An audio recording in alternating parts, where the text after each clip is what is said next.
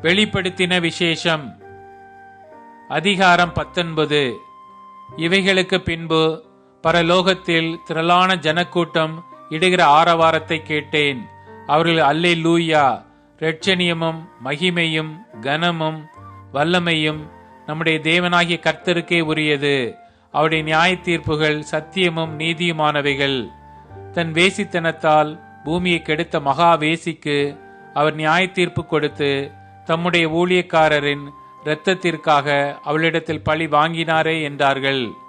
மறுபடியும் அவர்கள் அல்லேலூயா என்று சொல்லி ஆர்ப்பரித்தார்கள்.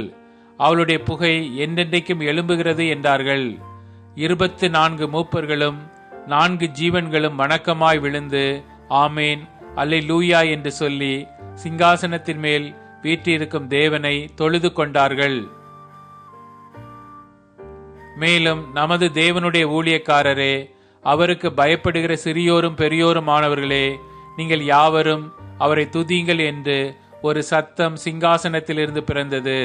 அப்பொழுது திரளான ஜனங்களிடம் ஆரவாரம் போலவும் பெரு வெள்ள இரைச்சல் போலவும் பலத்த இடி முழக்கம் போலவும் ஒரு சத்தம் உண்டாகி, அல்லேலூயா, சர்வ வல்லமையுள்ள தேவனாகிய கர்த்தர் ராஜ்ய பாரம் பண்ணுகிறார். நாம் சந்தோஷப்பட்டு களி கூர்ந்து அவருக்கு துதி செலுத்த கடவோம். ஆட்டுக்குட்டியானவருடைய கல்யாணம் வந்தது. அவருடைய மனைவி தன்னை ஆயத்தம் பண்ணினாள் என்று சொல்ல கேட்டேன். சுத்தமும் பிரகாசமுமான மெல்லிய வஸ்திரம் தரித்து கொள்ளும்படி அவளுக்கு அளிக்கப்பட்டது. அந்த மெல்லிய வஸ்திரம் பரிசுத்தவான்களுடைய நீதிகளே. பின்னும் அவன் என்னை நோக்கி, ஆட்டுக்குட்டியானவரின் கல்யாண விருந்துக்கு அழைக்கப்பட்டவர்கள் பாக்கியவான்கள் என்று எழுது என்றான். மேலும் இவைகள் தேவனுடைய சத்தியமான வசனங்கள் என்று என்னுடனே சொன்னான். அப்பொழுது அவனை வணங்கும்படி அவனுடைய பாதத்தில் விழுந்தேன். அவன் என்னை நோக்கி, இப்படி செய்யாதபடிக்கு பார், உன்னோடும் இயேசுவை குறித்து சாட்சியிட்ட சகோதரரோடும் கூட நானும் ஒரு ஊழியக்காரன். தேவனை தொழுது கொள். இயேசுவை பற்றின சாட்சி தீர்க்க தரிசனத்தின் ஆவியாய் இருக்கிறது என்றான். பின்பு பரலோகம் திறந்திருக்க கண்டேன்.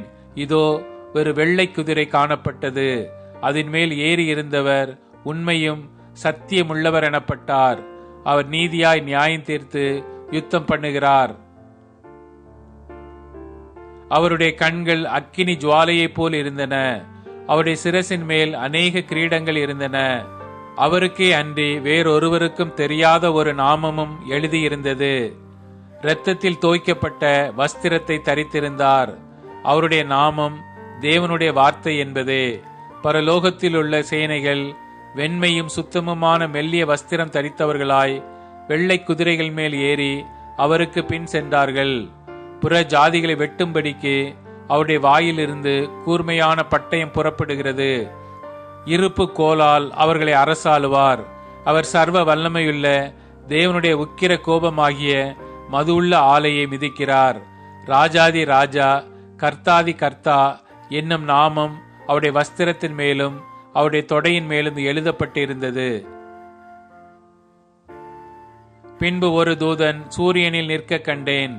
அவன் வானத்தின் மத்தியில் பறக்கிற சகல பறவைகளையும் பார்த்து, நீங்கள் ராஜாக்களின் மாம்சத்தையும் சேனை தலைவர்களின் மாம்சத்தையும் பலவான்களின் மாம்சத்தையும் குதிரைகளின் மாம்சத்தையும் அவைகளின் மேல் ஏறி இருக்கிறவர்களின் மாம்சத்தையும் சுயாதீனர், அடிமைகள், சிறியோர், பெரியோர் இவர்கள் எல்லாருடைய மாம்சத்தையும் பட்சிக்கும்படிக்கு மகாதேவன் கொடுக்கும் விருந்துக்கு கூடி வாருங்கள் என்று மிகுந்த சத்தத்தோടെ கூப்பிட்டான்.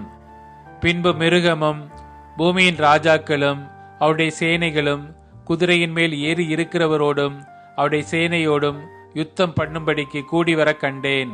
அப்பொழுது மிருகம் பிடிக்கப்பட்டது. மிருகத்தின் முன்பாக செய்த அற்புதங்களால் அதன் முத்திரையை தரித்தவர்களையும் அதன் சொரூபத்தை வணங்கினவர்களையும் மோசம் போக்கின கள்ள தீர்க்கதரிசியும் கூட பிடிக்கப்பட்டான். இருவரும் கந்தகம் எரிகிற அக்கினி கடலிலே உயிரோடே தள்ளப்பட்டார்கள். மற்றவர்கள் குதிரையின் மேல் ஏறினவருடைய வாயிலிருந்து புறப்படுகிற பட்டயத்தால் கொல்லப்பட்டார்கள். அவருடைய மாம்சத்தினால் பறவைகள் யாவும் திருப்தி அடைந்தன.